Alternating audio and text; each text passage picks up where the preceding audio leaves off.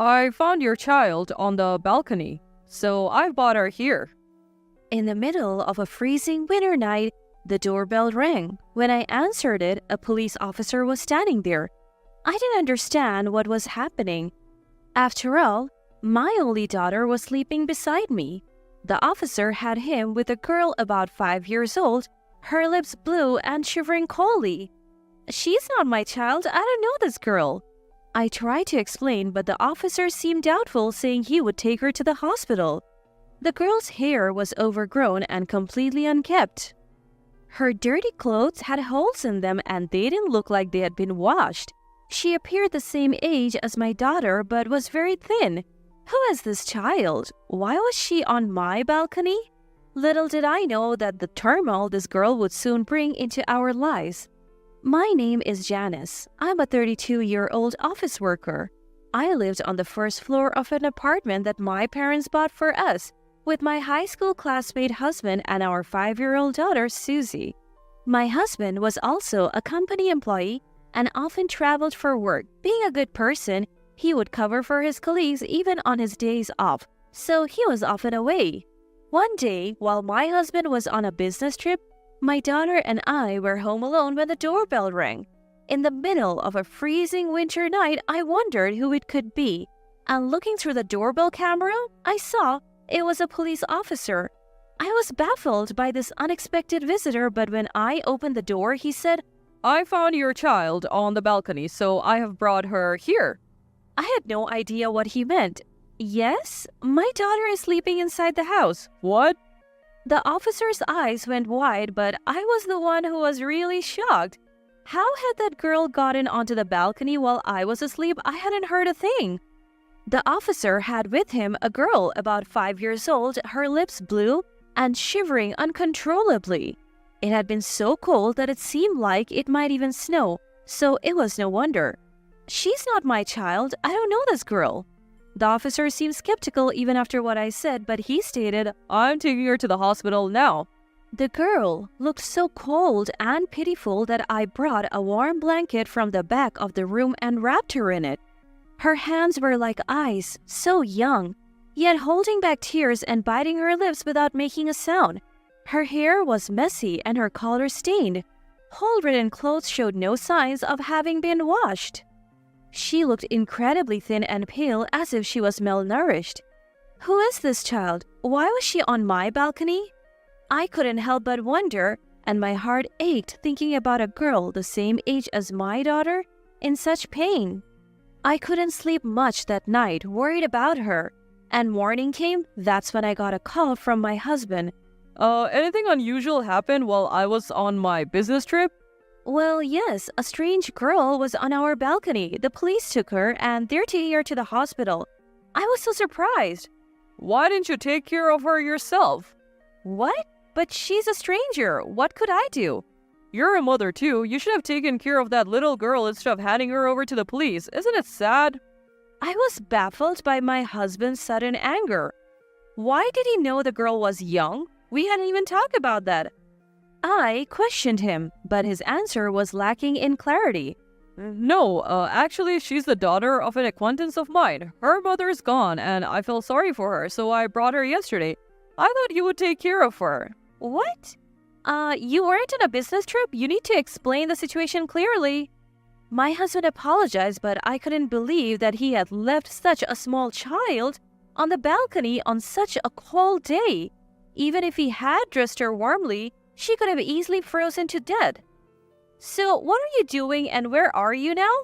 My husband said he was in the middle of searching for the girl's mother, but I felt like he was hiding something.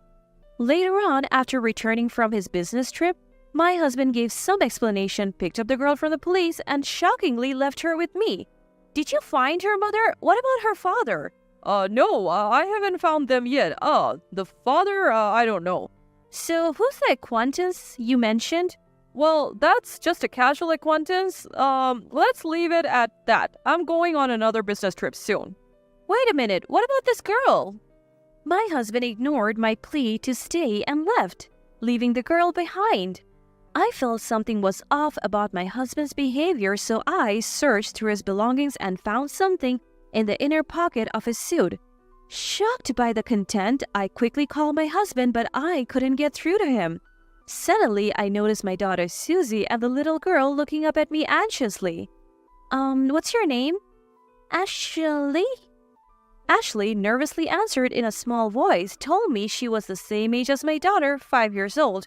When I smiled gently at her, she looked at me with surprise, then laughed cheerfully, clutching her rumbling stomach. You must be hungry, right? Yes. I made Hawaiian plate lunches for my daughter and Ashley. They stared at the food in curiosity and then began to devour it. They ate so fast that their faces were covered in sauce. As I reached out to wipe her face with a tissue, Ashley quickly brought both hands to her head, covering it as if protecting herself. The motion gave me an uneasy feeling. It's all right, I'm just going to wipe your mouth, I said gently. With a relieved expression, Ashley turned her face towards me, and after I wiped up the sauce, she began to eat her Hawaiian plate again. After finishing her meal and wearing a completely satisfied expression, it was time to do something about Ashley's dirty body. As I started to undress her for a quick shower, I involuntarily gasped at the sight of her body. What is this? There were countless bruises as if she had been beaten and pinched. Trying not to show my agitation, I led her cheerfully to the bathroom. As I tried to wash her body, Ashley said, "It's okay, I can do it myself," and started to wash her body with cold water. Wait a minute, what are you doing? I accidentally snapped. She looked up at me with a puzzled face and said, Ashley always does it like this. What? Washing your body with water? I asked. She nodded at my question, and as she tried to pour cold water over herself, I hurriedly stopped her and washed her whole body cleanly with soap. Afterwards, I poured warm water over her and she murmured, "It's warm," with a contented look. It turned out that she rarely got to shower at home, and when she did, her mother would tell her to wash with water. The fact that she accepted this as normal without questioning, it made my heart ache. After the bath, I dressed her in my daughter Susie's clothes and neatly arranged her hair. Ashley looked completely transformed. My daughter and Ashley looked just like sisters when they stand together. I looked at my daughter and Ashley, whose faces seemed to remind me of each other with a warm smile. Ashley was an obedient and gentle child, and I could tell she was longing for affection. She would come by my side as I cooked, tug at the edge of my skirt and laugh. And when it was time to sleep, she would hold my hand and never let it go. Susie also grew fond of Ashley, and the two became close like real sisters. A week went by and I still couldn't get in touch with my husband. Ashley's mother said she knew my husband, but I couldn't keep caring for a little child on just that information. I gave up on contacting my husband, consulted the police, and Ashley had to be sent to a facility. Tears rolled down her big eyes and my heart ached watching her look back at me again and again as the people from the facility took her away. Time continued to pass without any news from my husband until I finally made a decision. 9 years later, I was living with my parents, my daughter Susie, and Ashley in our family home. I had actually adopted Ashley after she was taken to the facility. My parents in our family home treated her like their real grandchild, saying, "She came to us for a reason," and showered her with love. The two girls grew up as sisters and blossomed into beautiful young women. Susie and Ashley's dream of becoming models came true, and lately, they are being featured as beautiful junior models in magazines. Stepping into the glamorous world, the two were thriving and wore vibrant expressions on their faces. One day, the doorbell rang at our family home, and when I opened the door, there stood my ex-husband Philip, looking poor, down and out. A stranger who introduced herself as Joanna was with him. Not wanting to argue in front of the neighbors, I led them inside. Then, sitting on the living room sofa, the two abruptly began to speak. In truth, Ashley is my child." Philip, who hadn't contacted me in 9 years, said this without even apologizing. I was so stunned that I let out a big sigh. "She looks just like you. I thought it might be you, so is that woman over there your partner?" In response to my question, Philip nodded and began to tell the story of how he met the woman. Joanna had been working part-time at a bar Philip frequently visited. Even knowing that he was married with children, they got along and she became pregnant with Philip's child, giving birth to Ashley. However, Philip lacked decisiveness and didn't divorce me right away. Joanna grew tired of childcare and abandoned her role as a mother. In desperation, Philip thought of having me raise the child. It was an overly naive story, but what surprised me was not just that. Please, give Ashley back to us. My ex-husband suddenly stood up from the sofa and made an outrageous request, almost in tears, along with a deep apology. What? I happened to see a magazine and was surprised. She's grown up so well. Isn't she popular? So what? It has nothing to do with you two. But I am Ashley's real mother. You are just a fake after all. How dare you say such a thing without contacting me all this time? Then, Philip, who had been on his knees on the floor, grabbed my leg with a pathetic look on his face. We don't have any money and are in trouble. Ashley's our only hope. Give her back. How awful! You plan to make her work and live off her? No way! Well, what? You're using Ashley to make money, aren't you? That's not fair. Stop making false accusations. I'm saving the children's money on their banking cards. Ashley is my child too. I will never hand her over. Then, Joanna suddenly rises from the sofa, lunging at me with an air of recklessness that sends shiver down my spine. What are you doing to my mom? Stop it. In the scene bursts Ashley, my daughter. She spreads her arms wide, blocking my path, and glares at Joanna. Ashley, you've grown so beautiful. Remember me? I'm your mom. Let's go home together. You're not my mother. Get out of this house now. Ashley broke down in tears, clinging to me. Although Ashley was very young at the time, it seems a faint memory of the terrible treatment she endured remains. Ashley, dear, that's just a misunderstanding on your part. See, you were so young back then. In response to her flimsy excuses, I produced a note and photograph that I had found in Philip's suit back then. The note read, I don't want to raise a child. I can't find Ashley cute. Get rid of her somewhere. If you won't marry me, let's run away together. And the photograph showed a young Ashley covered in bruises. I also had the hospital medical report, of course.